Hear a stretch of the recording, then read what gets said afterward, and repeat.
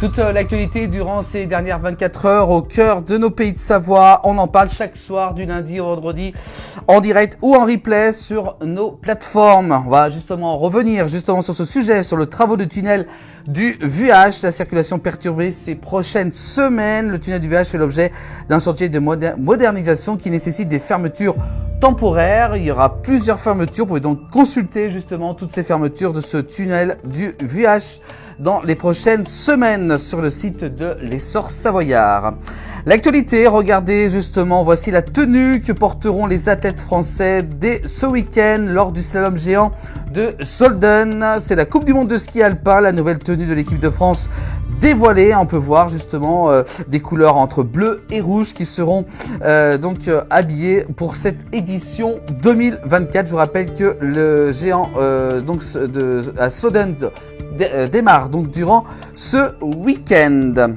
Le reste de l'actualité avec cette fois-ci du côté de Genève, un motard décède dans un accident, le troisième en moins d'une semaine. Un motocycle a perdu la vie.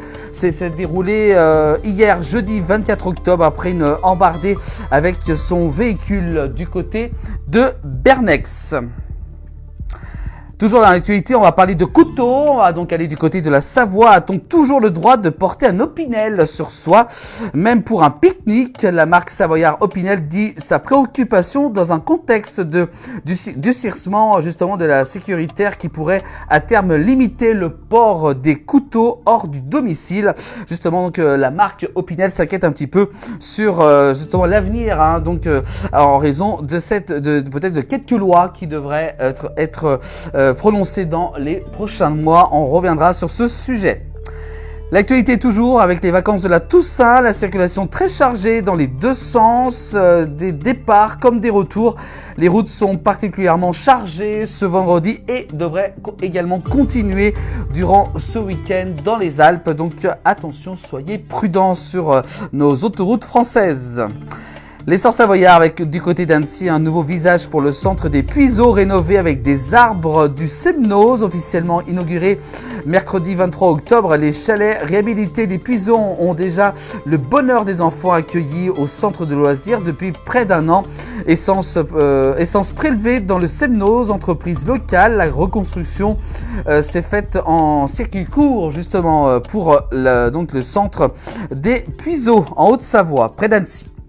On continue avec les gens du voyage. Le gouvernement annonce un plan d'action contre les installations illicites. Une décision saluée surtout par les élus locaux qui se battent souvent par rapport à ces installations illégales. On continue avec toujours l'Essor Savoyard. Si vous recevez un mail de France Identité, il peut s'agir d'une arnaque. Les utilisateurs de l'application gouvernementale France Identité sont visés par une campagne de phishing. L'arnaque utilise la véritable adresse mail du service gouvernemental. Et puis enfin, on termine ces infos avec du côté de Morzine. Le nouveau visage du domaine Plénès se dessine avec téléphérique. Le conseil municipal de Morzine vient de valider l'attribution de la nouvelle délégation de services publics, la DSP du domaine du Plénès et la société DLM qui en hérite voit les choses en grand. Petit tour d'horizon justement de ce qu'il va faire dans les 10 ans qui arrivent pour du côté de Morzine. Un article à retrouver dans le Messager pour l'édition du Chablais. Voilà pour ces actualités en ce vendredi. Retrouvez en replay bien entendu toute l'actualité dans nos pays de Savoie chaque soir dans 19 h et en replay également sur les plateformes de la place du village.